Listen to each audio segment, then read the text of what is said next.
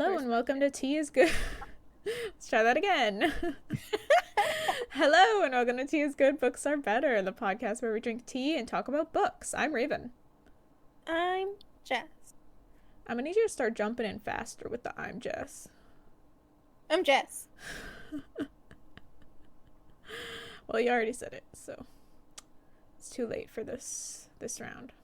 Not good enough. But every time I'm editing, I have to like clip out the huge gap of empty sound in between me saying I'm Raven and you saying I'm Jess. Oh god.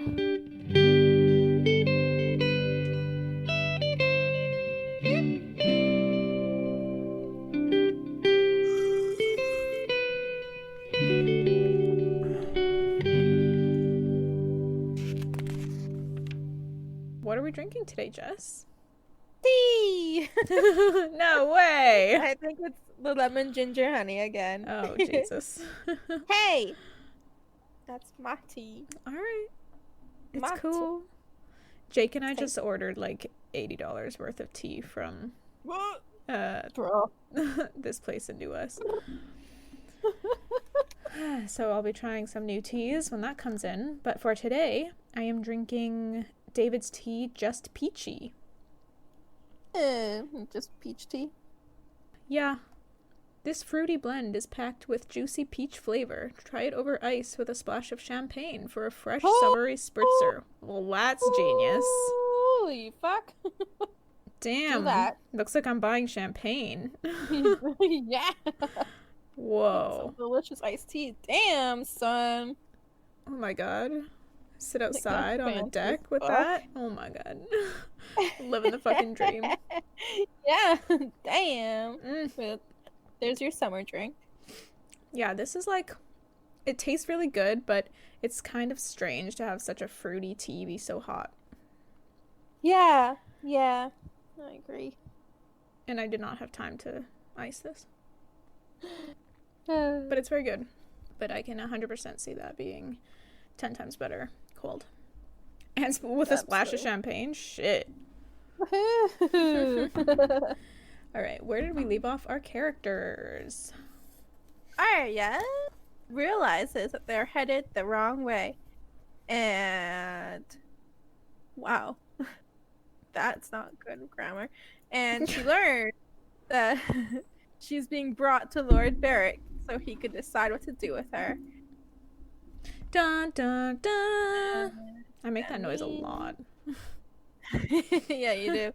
Dany is persuaded to take the ships to the slave cities rather than to return to Pentos. And Bran agrees to go north of the wall in search of the three-eyed crow. Ooh. It's a crow, not a raven. Yeah, It's like a weird. big difference from the show. Yeah. Like, why would they make that the difference? I guess because ravens are bigger and more interesting.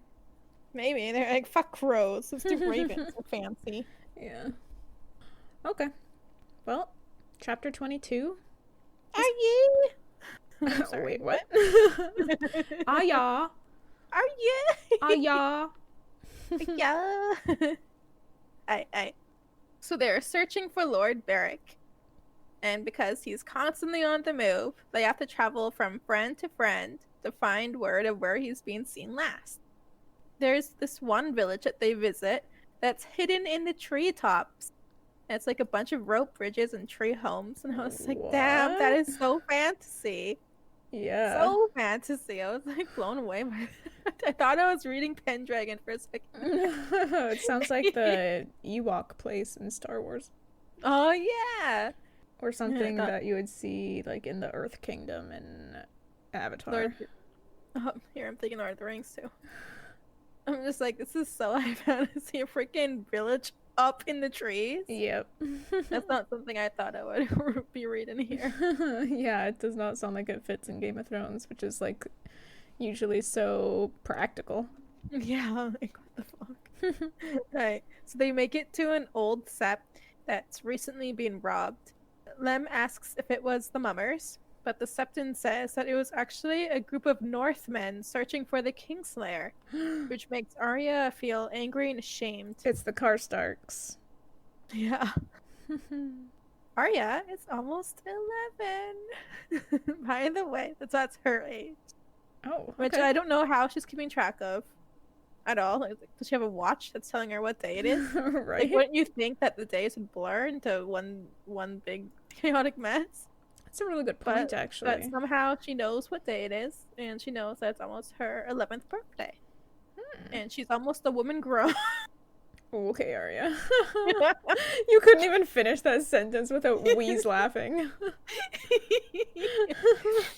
I mean, if that's how she feels, let her live her best life. I'm a woman grown. I'm 11. She's doing more adult shit than I am at 30. Killing people. Yeah, that's very adult. It's so grown to kill. That's what real grown-ups do. Yep, that's how you know you're an adult, when you finally kill a man. So they talk about how, with Lord Beric's approval, that they're going to ransom Arya to River Run. And she wonders if her family, Rob and her mother, would even care enough to pay for her. Like, what? Arya! Why did she, like, value herself so little? I think like, she I guess sees herself as kind of an outsider the way that Jon sees himself that way, and that's probably why they relate to each other. Because Arya is not she does not fulfill the expectations they have for the typical highborn lady. Yeah. Oh, agreed. But still, that's so sad to read. Yeah, especially because baby girl. She seems so confident in herself and who she is, and she knows who she is, even though she's so young. Yeah, I love that about her. Yeah, but then, like, to still hear that she feels like she would not be accepted even by her own family, like, that's sad. That's really sad. They arrive at a place called High Heart, which is atop a very big hill. The top of the hill has a ring of 31 tree stumps that were once mighty weirwood trees. Tom tells Arya, Tom, the singer, I believe, Silver Strings? Okay. He tells Arya that this was once a sacred place to the children of the forest, and some of their magic still lingers, and they set up camp. That night, a storm wakes her, and she overhears voices and sees Tom, Lem, and Green Bears. This is like a new friend. I don't know. Green Bears? Couldn't tell you. Even right. I'm gonna skip. I read this chapter so long ago. Same. Talking to a tiny old woman, smaller than Arya, and way older than Old Nan. And Arya thinks that she has red eyes. What? Yeah. The old woman is telling the men about her dreams. She saw a shadow with a burning heart butcher a golden stag. Ooh. Okay, so we know that the shadow with the burning heart is Stannis's ghost thing that the Red Woman created. And then the golden stag is Renly. Must be. A man without a face, waiting on a swaying bridge with a drowned crow perched on his shoulder. What is that? I have my suspicions. Okay, what are your suspicions? What's his face? What's his name? Aeron Greyjoy? Who? Who is the uncle? Theon's uncle? Oh. I'm suspecting that is the Greyjoy uncle. Which, why would he have no face? From the show. Oh, I don't remember anything about him in the show. Oh, really? 'Cause that's exactly how you're introduced to him in the show. On the bridge. Huh. Except with a drowned crow? No. I don't know who or what this drowned crow is. But he's missing a face? Maybe she couldn't see the face? I don't know. Or maybe Maybe that's we'll a find face out. that is stolen. Ooh. Dun, dun, dun. Oh my god. Because he was over there in Essos. Oh shit. Hot hell. Okay.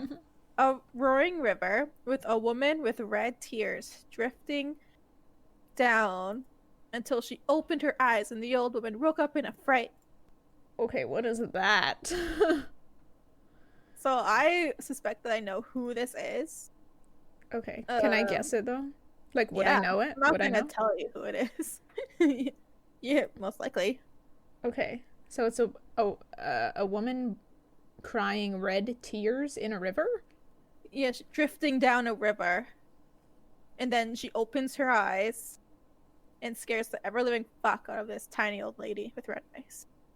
And like chases her out of her dream, like wakes her, snaps her awake because she's so scared of what she sees in these eyes. What the? It's like the red woman or something? Who else has red eyes? Red tears. Okay, well, who's crying red tears? I have no idea. Give me a hint. I think I very much know who this is. Are you sure you want a hint? Yeah. Because I want to know if you end up being like River. Oh. It's a river whose bodies are tossed in the waters. I mean, it's in this book. I don't know. Right. Okay. I'll bleep this out. It's... Yeah. Okay. I'm pretty sure it's... Yeah, she has more of a thing that happens after she dies, too. In the books, which I'm not... yeah. That is the furthest I'm going to go, but... I've heard about that. Yeah, you've heard about her? Yeah. I don't remember what her name was after it, but I'm pretty excited to get to know this. Yeah. What happens? Who is this zombie? Guess we'll find out. Ooh. Yeah, but that's who I think it is. Okay. Yeah, that makes sense. Okay. The tiny lady asks Tom Seven Strings. Hello? You're right. Huh? I said, hello, are you all right? Old lady asks Tom for her gift to pay for these dreams, and he plays her a slow and sad song. So what the heck is this old lady? Is she like a Jojen type person? Possibly, because as I'm gonna explain in a bit. One sec. The next morning, Arya asks Tom about the old lady, and he explains that she's a queer dwarf woman with evil eyes, and apparently she always demands the same song as payment from him. So apparently she's just some tiny person. I think she's... With Is she fucked up eyes. actually like a little person like Tyrion, or is she just like a mythical kind of small person? I'm wondering if she's a different type of little... I feel like, because you know there's two different types of little people, like the ones who are anatomically proportioned and the ones who aren't, like Peter Dinklage. The ones who are kind of like squattish. Okay. And then the ones who have like the normal proportions. Okay. I feel like she might be one of those. Maybe. But like the queer eyes, the evil eyes, the freaking red eyes. Just a mythical. Maybe she's albino. Who knows? But she definitely has dreams that tell her, I guess, the future or what's happened, what is happening, and what's going to happen. Right. But she is definitely queer. Arya asks Tom why Lord Beric is hiding from them, and Tom explains again that Lord Beric is always on the move, and he doesn't really tell anyone about his plan so that no one can betray him. He explains that there are thousands sworn to him, but they're all scattered in little bands so that they don't eat the country bear or get butchered by some like army. At dusk, they make it to Acorn Hall. The Lord is away with the fighting, but the lady's there and she is a friend of Tom. Lady Smallwood is her name. Immediately snatches Arya from them, gives her a good scrub in, dresses her in her daughter's clothing, green gown with acorns embroidered all over it. And Arya hates it, but she tolerates it. When she comes down for dinner, Gendry laughs at the sight of her until the heart smacks him upside the head. I love that. Just laughs.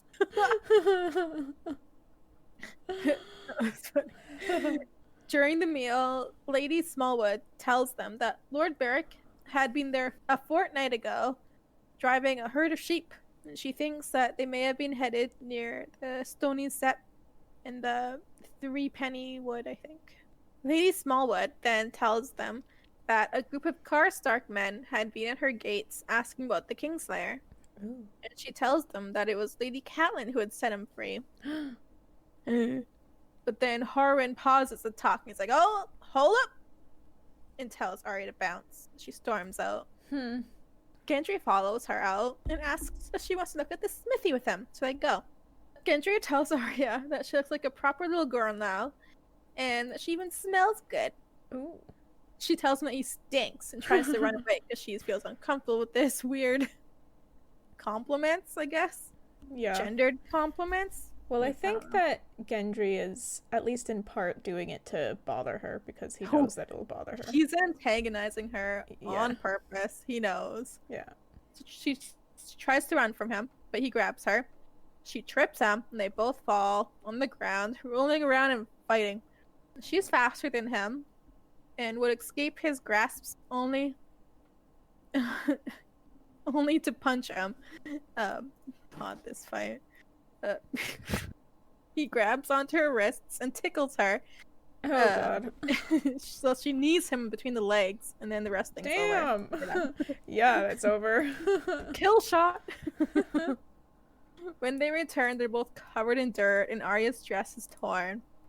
Lem smacks Gendry and tells him to fight him next time, instead of picking on little girls, but Arya's like, no, I started it. And Harwin vouches that Arya's a little shit. She started it. Lady Smallwood then gives Arya another bath, decides to cut and comb out her hair, and gives her a lilac dress covered in pearls. Crazy fancy. The next morning, she gives Arya her dead son's clothes. He was 7. Arya apologizes for ruining the acorn dress.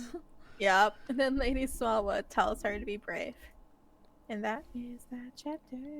Maybe one day they'll find Lord Beric. Who knows? He's a slippery one, that's for sure. Freaking elusive as fuck. It also, like, I think when they're talking about Lord Beric near the start of the chapter, someone else says, like, another way that he's been killed, and I'm like, holy shit, how many times and ways has this man died? So many people are like, oh, he's dead. They're like, no, he's not. Tell us what you saw. I heard he had his eyes plucked out and his innards were fed to the crows. Like, I swear, I saw him get crucified. That's not one of the deaths. It could be. We don't know. But it was basically is what they were saying. Like, we saw him get killed. Like, no, he's not dead. Yeah, people are like, you're delusional. Oh, yeah. Oh, yeah. Else? Yeah, it's an okay chapter. Still waiting on. Taking fucking forever to find Lord Beric. Yeah. All these things. They gotta talk to freaking psychic dwarf ladies. Or clairvoyant, is that the word? Yeah, I guess. Clairvoyant is when you, like, see things that haven't happened yet, right? I think so. I feel like it is. I did notice that, on page 306. Oops, I just punched my microphone. I heard that. Sorry. On page 306, 5th paragraph, Lady Smallwood is speaking to Tom, and she says, "The Riverlands are full of maids you've pleased, all drinking tansy tea. You'd think a man as old as you would know to spill his seed on their bellies." Oh man, they pick up on. So we've been wondering what tansy is, which Lord Hoster keeps saying over and over in Catelyn's chapters, and Catelyn can't figure out what he means. And now we see the word pop up in this chapter in reference to tansy tea, but it kind of sounds like it's not a literal tea, but represents something else. So I'm trying to figure out what. Oh my god. I just completely read past that. Didn't even notice. Did not even recognize Tansy. Yeah, so. Who is this girl? How does Tom know her? Well, I don't think it's a specific person, because Lady Smallwood mentions the Riverlands are full of maids you've pleased, all drinking tansy tea. So Tom is talking about like some milkmaids and like highborn ladies who he has pleasured in the past. And then that's when Lady Smallwood says that the Riverlands are full of maids you've pleased, all drinking tansy tea. You'd think a man as old as you would know to spill his seed on their bellies. So does that drinking tansy tea, is that something you drink for pregnancy? I wonder. I'm curious though, because what's his face, Holster, was saying, "Forgive me, Tansy, forgive me." So, what?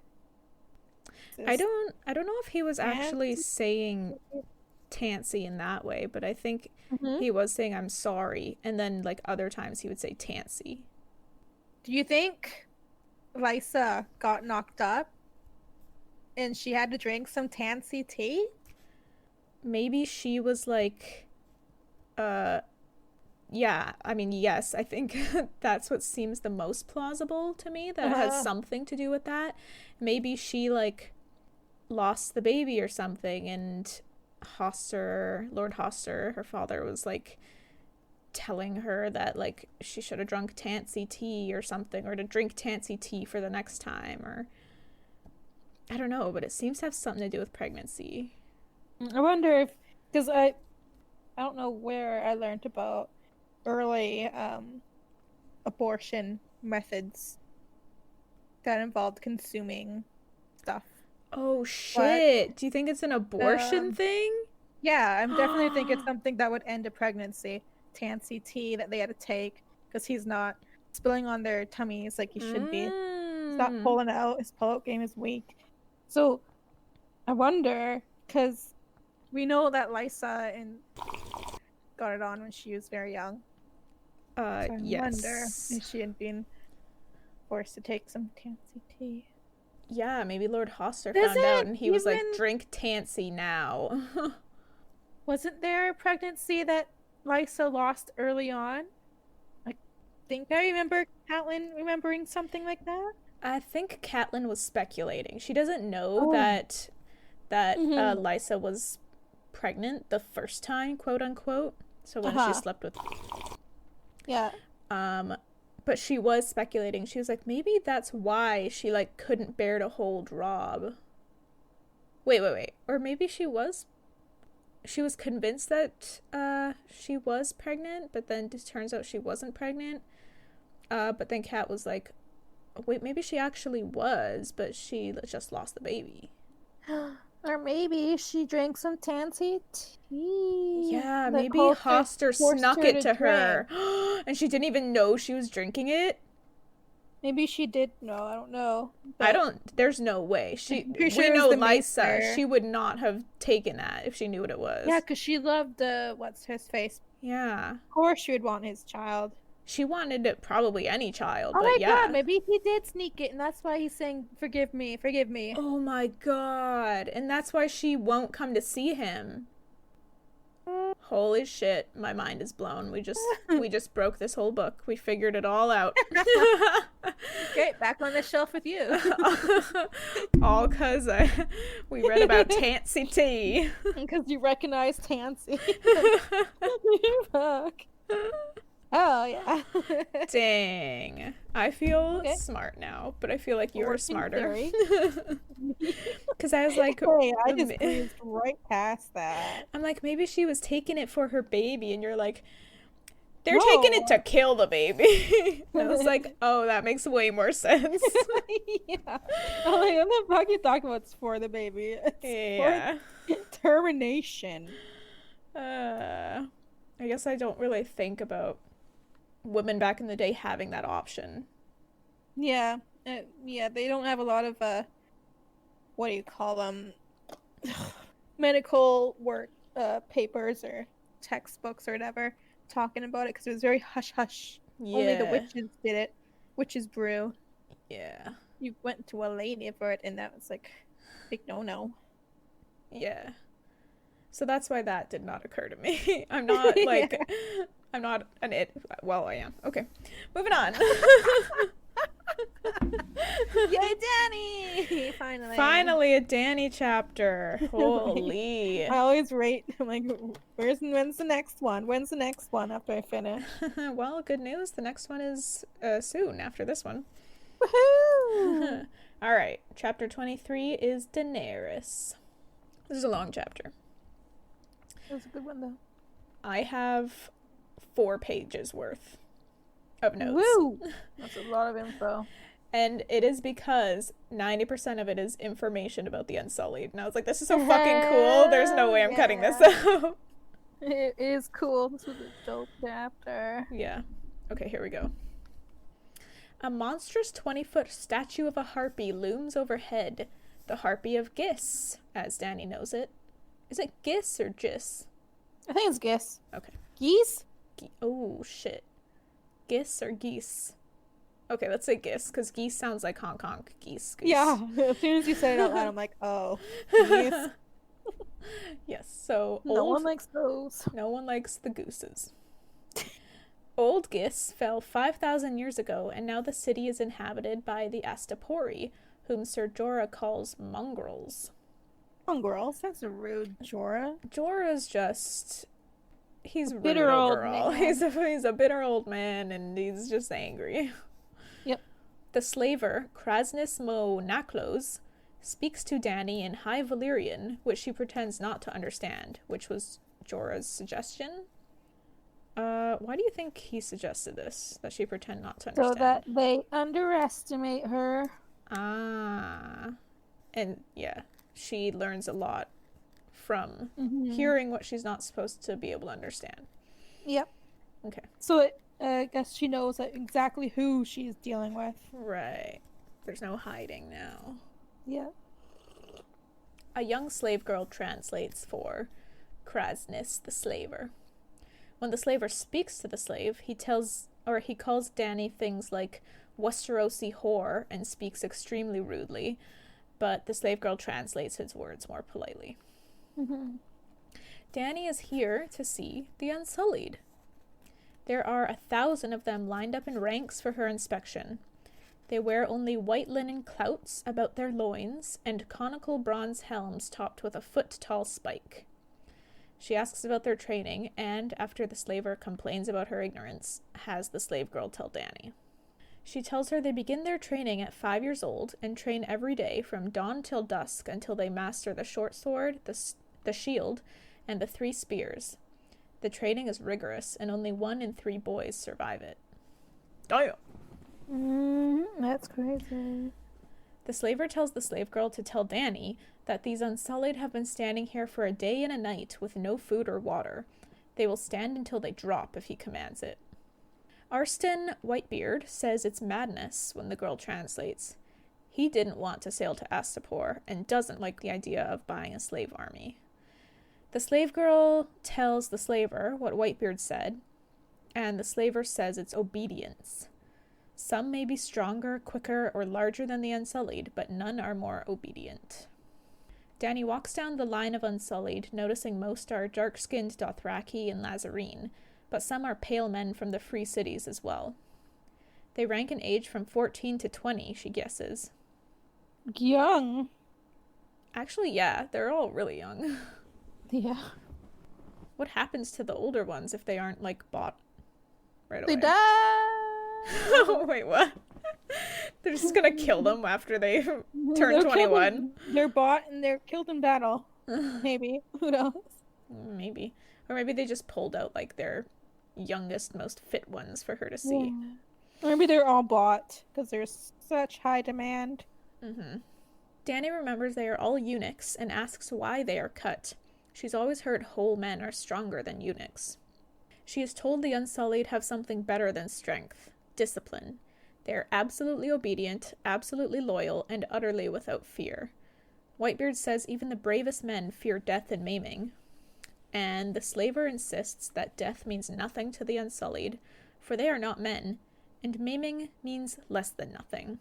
He demonstrates by whipping one Unsullied across the cheek, who simply stands there and bleeds. He then goes to the next, takes his short sword, and cuts off his nipple. And this guy doesn't even move. And flinch. She's like, okay. Yeah, he just stands there. I think all he does is, like, blink. Yeah. And he says, "This one is pleased to have served you." Yep. The slaver explains that they feel no pain. They drink a concoction known as the wine of courage with every meal from the day they are cut, made from deadly nightshade and other such secret things. And with each passing year, they feel less and less. They are fearless in battle and cannot be tortured, making them excellent at keeping secrets. This is something I don't remember from the show, them being completely unfeeling. Yeah, I don't think they mentioned that in the show. Like, maybe they do? But I don't remember it either. Mm-hmm. But, damn, that's badass. The slaver then reveals that in Yunkai and Marine, eunuchs are made by removing the testicles but leaving the penis, making them infertile but still capable of an erection. In Astapor, they remove the penis as well. Which makes the Unsullied the purest creatures on earth, he says. They suffer no temptation. Huh. My question, how do they pee? Like a lady. It's just like a The hole urethra in the is front still of there. It's just in a gash now. I guess. It just like... I don't want to visualize this, actually. I changed my They mind. squat to pee. But, like, I feel like a man's urethra, the base of it at least, would be in a very different spot than Yeah, I would think it'd someone be more without a up penis. front. The Yeah. pelvic area. Yeah. That's what it's called. Instead of being, like, right underneath, it's, like, on the front of the pelvis. The pubis. There we go. That's there you go. Anyway, that's the kind of dumb shit I think about when reading. Yeah, we were just given a bunch of information of no penis. You're like, well, then how did they pee? How did it pee? Tell me how to pee. Whitebeard objects that there are other ways to tempt men. Ways other than sex, I guess. The slaver responds that plunder doesn't interest them either. They own nothing but their own weapons. They aren't even permitted to have names. And he demonstrates by asking one of the Unsullied his name, and he says, Red Flea. The slaver asks what it was yesterday, and the Unsullied says Black Rat. Before that, Brown Flea. The slaver says all their names are such, and reminds them they are vermin. Their names are chosen at random each day. Whitebeard, the hater, says no man can possibly remember a new name every day. The slaver says they must, or they are culled in training. Culled means slaughtered. I had to look that up. Just like those who cannot run all day, scale a mountain in the black of night, walk across a bed of coals, or slay an infant. Dany is instantly disgusted. She asks whose infants they slay, and the slaver says to win his spiked cap, an Unsullied goes to the slave marts, finds a wailing newborn, and kills it before its mother's eyes, so there is no weakness left in him. Dany is clearly put off by this, and the slaver laughs.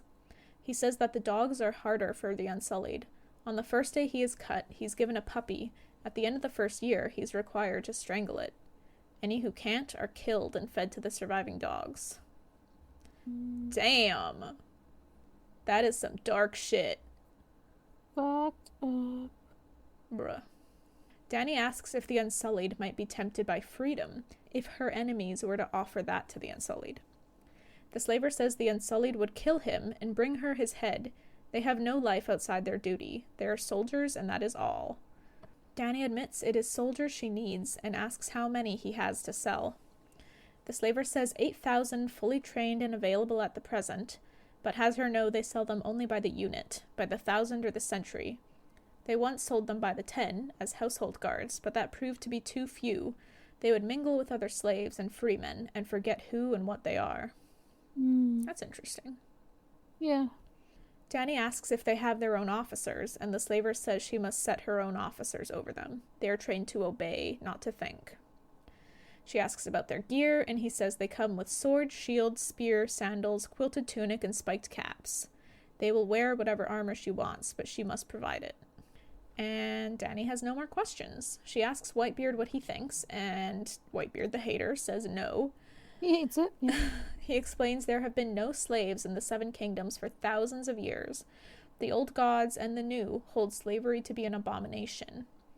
If she should land in Westeros with a slave army, many good men would oppose her for no reason other than that. He says she will do a great harm to her cause.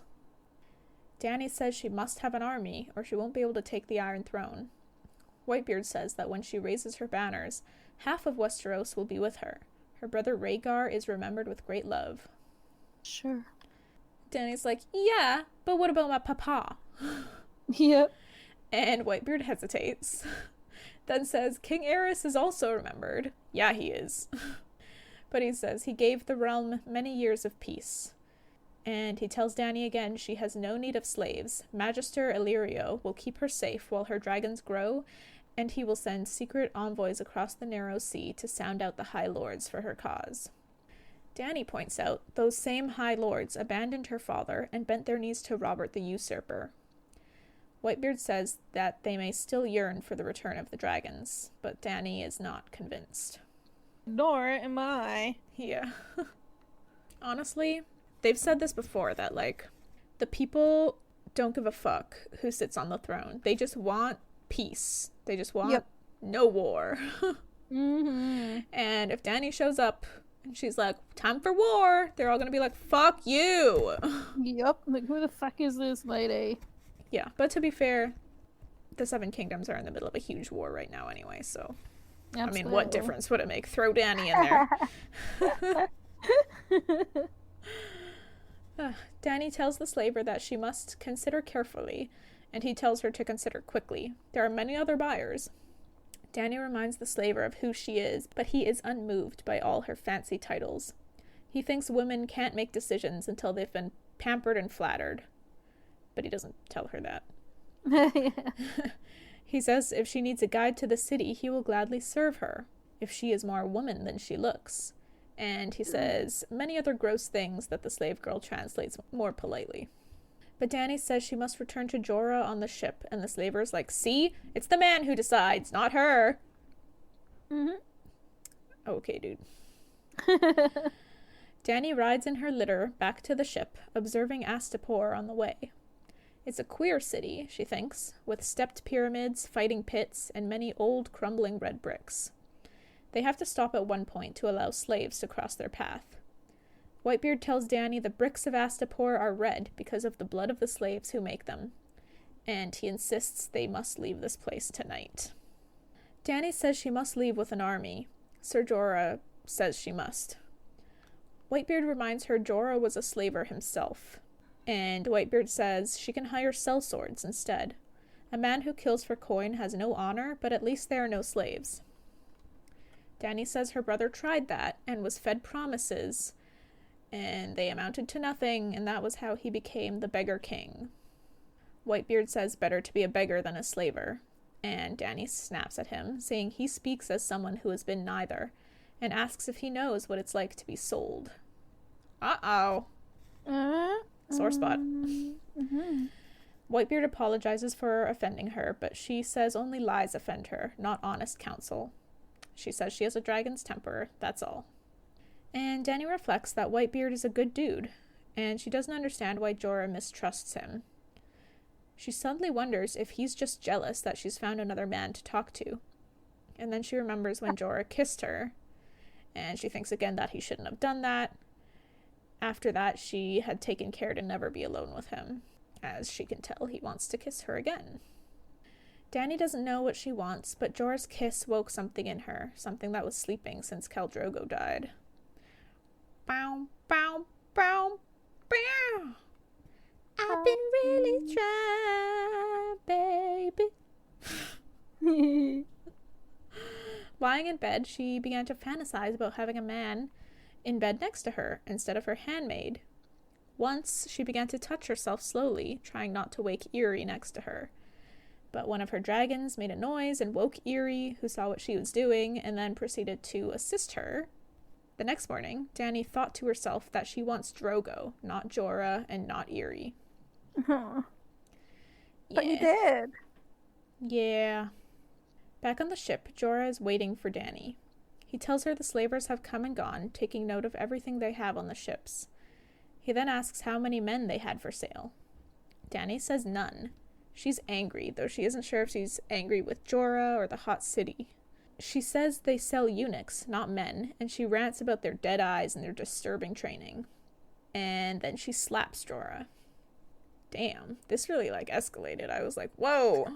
Mm-hmm. But it started to make sense. Man. In a second here. She says if he was her true knight, he would never have brought her here. But she's thinking that if he was her true knight, he would never have kissed her or ogled her breasts. Yeah. Yeah. Jorah says he will tell Captain Groleo to sail on the evening tide, but Dany says no. She wants to leave now, but she says she can't, can she? There are 8,000 brick eunuchs for sale, and she must find some way to buy them. She then goes below deck to her dragons. They are restless, and Viserion clings to her as she sits, trying to perch on her shoulder, but he's getting too big for that now. Eerie says they've been wild while Dany was gone, but to Dany's relief, none of them tried to burn their way free. Which is interesting. They tried to, claw their way out and, bite and whatever, but none of them used their fire. Good. Yeah. Dany says they aren't meant to be locked up, and Eerie says neither are the horses. Or the Dothraki, for that matter. Yeah. Dany's like, I know, and Eerie realizes she's sad. She then asks if she should pleasure the Khaleesi. Dany immediately moves away and says no. She doesn't need to do that. She's no bed slave. Eerie says it's her honor to pleasure her Khaleesi, but Dany says no again and tells her to leave. Later, Jorah arrives. Dany doesn't look at him, afraid that she might cry. And it struck me at this moment how real this feeling is for women. Thinking you're actually respected by a man and then finding out he just wants to fuck you. Yeah.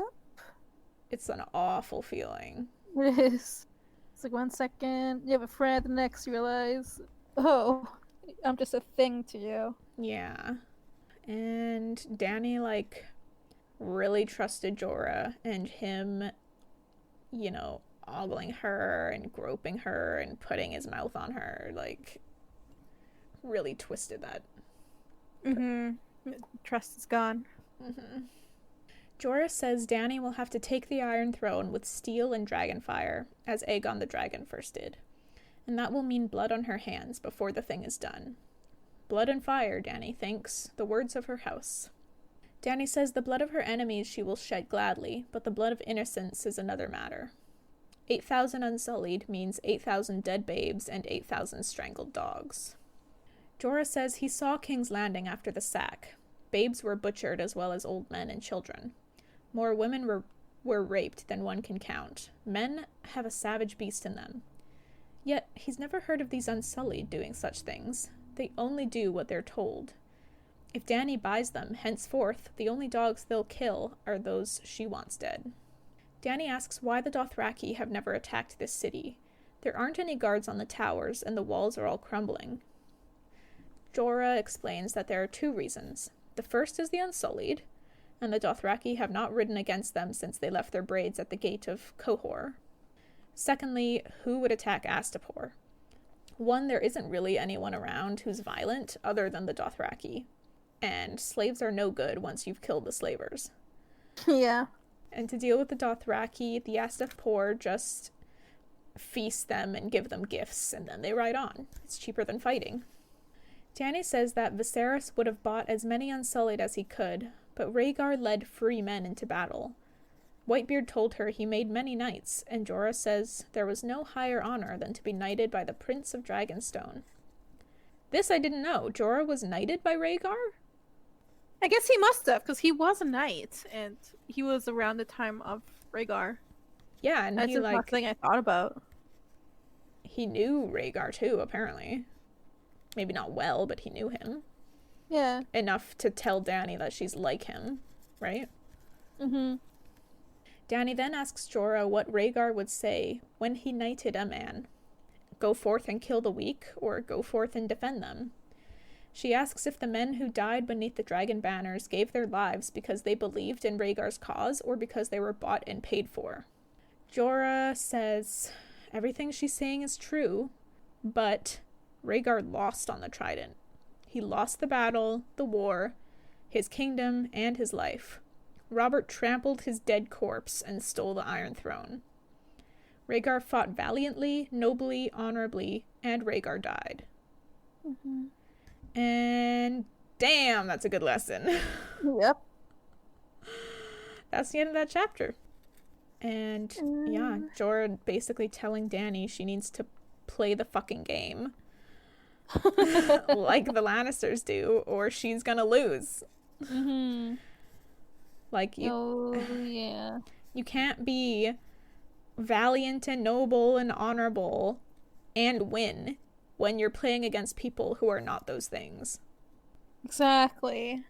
Because no one else is going to play fair or goodly or honorably, not with the Starks. Mm-mm. God. Bruh, come on. But, exactly. Like, I'm all here for this slave army, personally. Yeah. Like, get them Unsullied. Well, I mean, we're gonna see that Dany might come Fully up with a intent. creative solution. I wonder how similar it's going to be to the show, if it's going to be, like, completely different Which with part? how she purchases the Oh. Unsullied. Yeah. I am curious too. I thought that's what was gonna happen in this chapter, but then it didn't. Yeah. No, it's the initial. Look at them. Admire them. See how cool they are. I feel like it's going to be very similar to what happened in the show. Mm-hmm. Because she's like marching down into her room, right? Being like, I have to figure out how to pay for 8,000 Unsullied. Like, we might have a bunch of shit on these ships, but what is gonna pay for 8,000 Unsullied? You're like, fuck. Mm-hmm. 8,000. Yep. I am Thanks, really excited for her next chapter. Yeah. I feel like George R. R. Martin probably was too, because her next chapter's in like 3 chapters. So soon? So it's like Yeah, two it's like Bran, more Davos, episodes. and then Dany again. Damn, son. But I hope it's Wait. not like a bullshit chapter that's just some filler. Like, I want to get to the shit. Yeah, like, come on. Yeah. And it really Fried makes me them want to up, watch that episode again. Ugh, I can't fucking wait till we get there with Eric. That's season 3. God damn it. What cool thing happens in season 2? The Battle of Blackwater. Seeing Tyrion kick ass. Does he kick With that- ass? The planning, he does. A little bit. Yeah, but then the battle, like, you don't even really see it again, right? No. The battle kind of sucked. Yeah. I mean, I guess what the one ship thing is kind of badass, if you ask me. the one ship. The one ship thing is kind of like, wait, what's going on? And then Mm-hmm. all hell breaks loose. That part's kind of cool. I hope Eric Yeah. likes it. I personally think shit starts to really go down in season 3. Like, that's when stuff Like, pop starts off? to move. Oh, okay. Yeah. The tables start to... how the turntables. the turns, like, the table. Yeah. Well, we're at 55 minutes, so Oh, shit. we can save Bran for next time, I guess. Why the hell not? Yeah, we're doing a lot more talking in these chapters, I feel like. There's like so much more in them. Is there? Is this a third book? Maybe we're just finding so much more shit in them. I think because, this is my theory, Okay. because there is not a ton happening, like, in every chapter. In Dany, this No. one, yes, there is a lot happening in Dany's. But in Arya's, like, barely anything happened. But Yeah. what I think is happening is that we have read enough already, book 1 and 2, that we're now starting to pick up on like different things here and there that are relating to stuff that we know about already. Mm-hmm. Like the Tansy thing.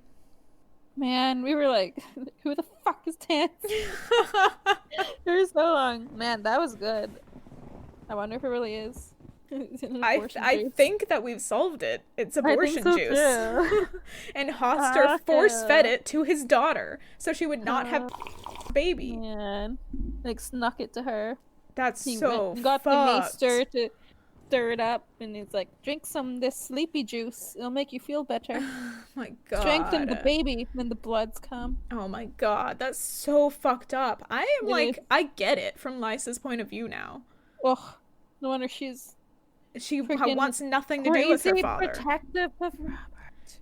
Oh, She's yeah. so crazy protective of her baby. Uh-huh. Oh my god, and it's like she has like the little like weird ass personality where she's like a little bit psycho. I kind of get it. That's a deep betrayal. That's so fucked. She obviously trusted her father enough to tell him. Or the maester maybe told him. Who True. knows?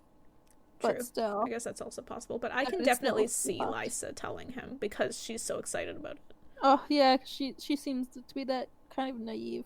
Yeah. But damn, that's like I'm convinced that we've solved it. Oh my god. I am fucking convinced. God. When it's revealed, if it turns out to be anything other than this, I'm gonna be like, this makes no fucking sense. I'm gonna write George R. R. Martin an angry letter. Yeah. Like, no, I solved it. You fucked up. Literally, this was abortion juice. And Hoster forced Lysa to take it, to kill baby. Yeah. Make sure she kept her maidenhood good for selling. Oh my god. Oh my god, that's why she got the old man. As a husband. Because no one else she was going to wasn't a give their maiden. young daughter to him. Yeah. Yeah, she wasn't a maiden anymore. Yeah. Oh my god. Oh my god. It all makes sense. It's all falling together. Mm-mm. Dang, dude. I'm 100% sure we've solved it. Good job. It feels pretty good. I love it. Round of applause for us. Hell yeah. Hell yeah, dude. On to the next mystery. Ooh, what will the next one be? I really don't know. We'll find out. There's lots of mysteries in these. True. And it's fun when it's like just a book mystery that like isn't really in the show, so we don't already have some answers. Exactly. Like you gotta figure it out by paying attention, which I was not doing. You mean like, wait, what do you mean you were not doing it? And then talking about Tansy, the Tansy tea in the Arya chapter, I did not pick up on that at all. That's why I'm here. If it weren't for you, then this mystery would still be ongoing. Well, we're at an hour, so guess that's that. That is that. There you go. Any quick updates? Life updates? I kind of have an update. If you don't have one. Like, if you do, go ahead. Meh. Like, I have something to talk about, but you can go. Is it like an interesting thing? Or is it like I'm forcing something? It was something I talked with a coworker today about love styles. Oh, like love languages? Yeah. And she like asked me to like take a quiz during my lunch break, so I did. Dude, I did this with Jake. Did you? Yeah, like last month or the month before. Oh, yeah. Shit, I did it today at lunch. Because she was talking about it with me and like telling me, because her love language is gift giving, and she's like constantly giving me gifts to the point where it makes me kind of uncomfortable. And so like I decided to get her a gift back because I'm like, well fuck, she's like giving me so much shit, I gotta get this thing back, and that's obviously how she's expressing her affection for me. So I did, and she was so happy. Aww. And so like today she was like talking to me about her love language, and she's like, so when you got me that gift, I was so happy. She's like, oh my god, Jessica really does love me. Aww. Like, yeah, so she like encouraged me. She asked if gift giving was my love language. It most certainly is not. Yeah, same. Yeah, I only did it because I like her enough to like participate with her love language. Yeah. So like I did the quiz, and it's acts of service. Oh, okay. Mm. So like when Johnny will do the dishes for you. He does dishes every night. But like I mean like on Friday when I got home from work, I sat down on the couch, and Johnny, without me saying nothing, he pours me a glass of wine. Aww. Yes, isn't that nice? Yeah. Yeah, so like the little things like that, like that tell me that he's thinking. Mm-hmm. My comfort and that stuff. Aww. Yeah, so Jake, his is also gift giving. Ooh. Yeah. Nice. He's like not super materialistic or anything like that. Mm-hmm. But yeah, I guess when he receives a gift, he feels the meaning behind that more than anything else. Like, I was thinking of you. Yeah, it's like, I was thinking of you, I went out of my way to get this, Yeah. etc. Totally get that sort of yeah. thing. Mm-hmm. It's a big thing that gifts symbolize too, that I get. Yeah. And mine is quality time. Ooh, yeah, that makes Which makes sense after certain things I've revealed yeah. to you recently. You know, quality time is like tied as my last two. Gift giving was like my want. bottom one. I think gift giving was my second one. But yeah, quality time. What was your number two? ooh, I don't remember. I feel like it was probably what were the different options? There was gift giving, acts of service, quality time. There were two more, right? Words of affirmation. Oh, that was my second one. Mine too. Yeah. No, wait, that was my third one. Words of affirmation. What was the last one? Touching. Oh, my touching one I think was pretty high too. Actually, I think my words of affirmation and physical touch might have been tied for second. Quality time and touching were my bottom two. Mm. Which is ironic because that's Johnny's love language. Yeah, I mean, when you're in a relationship, you have to learn what is meaningful to the other person. Yep. And then you participate in those things, even if it's not your love language. Exactly. So you gotta make that choice. Like, do you like this person enough to participate in their love language, even if it's like something that you do not care for? Yeah, exactly. Mm. But like, I felt like the questions in that test were kind of weird because, like, say for example, this was similar to one of the questions. It would be like, would you rather spend an evening on the couch watching a movie with your partner, or would you rather receive A gift? a bouquet of flowers or something like that? And like, for me, maybe I'd rather go for the flowers because I already have that quality time. Yeah, But I know exactly. that quality time means more to me. Like, if I had flowers every day but never got to hang out on the couch, then fuck that. You know? Yeah. So it was I kind feel of like that's weird. how I got gift number two. Yeah. Mm-hmm. I feel like that's partially why Jake also got gift as number one as well. Yeah. I think after a while, I was like, all these, I was realizing I was choosing all these gift ones, and I was like, wait, I don't care for gifts, really. Like, this is not my number one love language. I, like, really slow down on choosing gifts. Yeah, so it was kind of like a weird sort of situation. It was. But yeah. it was interesting. It is interesting. What about you? Oh, well, I was at work the other day, Friday, and I'm on my lunch break. Ooh. And I get a text message Yeah. from Jake. Oh. I open the text message and I read. Wait, let me pull this up. Oh, shit. gonna be good. And I read the first sentence. Hey, I don't want to alarm you. Oh shit. Immediate alarm. Yep.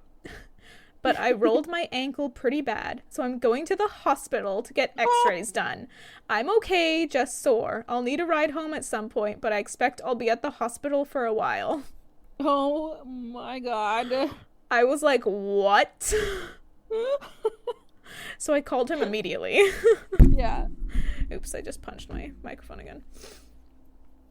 So I called him immediately, and yeah, he explains that he was stepping off of an excavator at work, and he had his laptop in one hand, and so he was like hanging onto it with his other hand. He put down one foot, and then he put down the other, and apparently the ground underneath him was uneven, so his ankle just like collapsed. Sure, yep, happens to the rest of us. Yeah, and he like fell and was really hurt. Like he thought he had actually broke his ankle. So he was like lying there for a while, apparently, trying to scream at some guy across the field. Oh my god. To like help him. Holy fuck, that's scary. Yeah, but this guy like was not hearing him. Have his earphones in or something? I don't know. He might have been working on something loud and had like earplugs in. I don't know. Yeah, okay. I don't remember what he said. But I think he eventually like noticed and came over and then ran off to get help, and the first aid guy attended to him, and they got some ice on him, and then eventually someone like drove him to the hospital and dropped him off. So he was there, and I left work early to go pick him up and take him home after his x-rays were done. It turns out he has a sprain, and it's not that bad, thank God. Yeah, but it is like he can't really walk properly. He was on crutches for like 2 days. Oh no. Or like a day and a half. Mm-hmm. But now he's like walking around, but he's like limping. And he has this nasty bruise underneath his like ankle bone. Oh Jesus. And he showed me a picture of when they like first, I think it was when they first took his boot off or something, or maybe it was at the hospital, but he took a picture of his foot, and it looked like there was a golf ball under his skin on his ankle because it was so swollen. What hell? Yeah. Man, ankles are fragile as fuck. It's like the human body is so weird. Sometimes it seems so durable, and other times it's like, okay, let's just break that by bending over. Yep. Literally me when I fucked up my back. Yeah. Jesus Christ. I had something similar happen to me. Oh no. Recently? No, I think it happened like maybe last year. I don't know. Wait, the ankle or the back? No, having the partner text me and say, by the way, I'm at the hospital. Fuck. Wait, yeah, what? Johnny, I think near the end of the day, Johnny texts me to tell me he was at the hospital getting stitches because something hit his head really hard. No, he had a crowbar and he was like trying to like move a log, like big fucking tree from the skinning machine, the barker. Mm-hmm. And he like pulls too hard and the crowbar flies and hits him in the head. Like tears his scalp open a little. Oh my God. Bleed like insane. Yeah. He had blood all over his face. Oh fuck. He went to his manager, and his manager tells him to go to the hospital. He has to freaking drive himself. What? To the hospital, and then drive back to work. Are you fucking kidding me? Yeah, like I was like, what the fuck, Johnny? You don't they should. Oh man, I was mad. I would have been furious. Yeah, and he's just like, he was just so happy to like go. To leave. My God. He doesn't even think that he shouldn't be driving. Dude, why would they tell him that he can drive himself? He just got hit in the head. He could have a fucking concussion. Like, that was a big mistake on their part. Like, they could have gotten so much shit. Yeah. But like, Johnny's just so... So what? Clueless. Aw. He's adorable, but damn. Oh my god.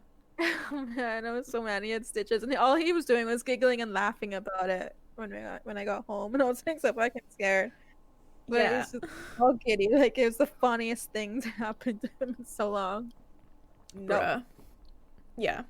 After I got back to work after my break, I was just like so distracted and like trying not to cry for like 2 hours until I could leave to pick him up. Oh no. And like I knew he was fine and stuff, but it's just like I don't know. Just thinking that he's in the hospital alone is like because that would scare you. I don't know. Maybe. I know I know that if I was in the hospital alone, I'd feel very Scared. alone. Doctors. Yeah. The smell. Yeah. It's not nice. Yeah. Well, I guess that's it for this episode. That's it. That's that. I'm done my tea. Actually, I have the dregs left. Let me finish this. Oh, excuse me. Bro, I'm leaving that in. If you want more of the podcast, please follow us on Instagram. You can follow the podcast at TIGBAB Podcast, or you can follow us separately.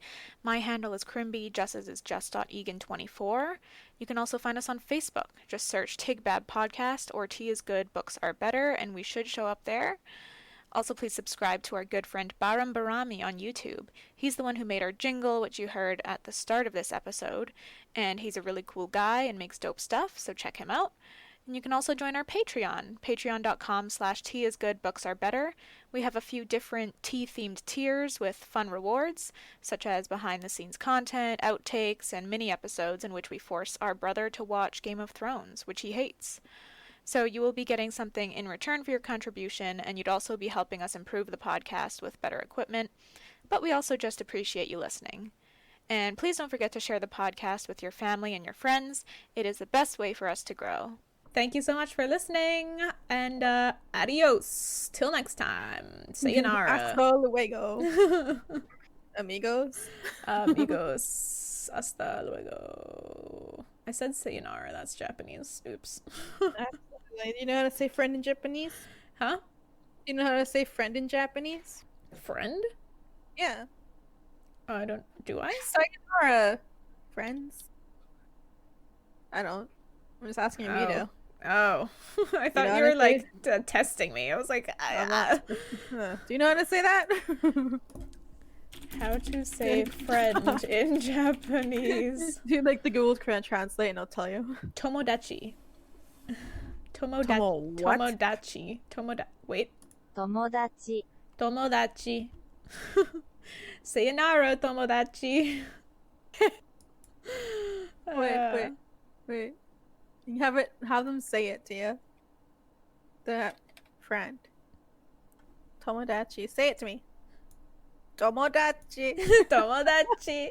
Okay, so like with Japanese, would you put friend goodbye or goodbye friend? I think it would be goodbye friend. Sayonara. Tomodachi. Okay, bye.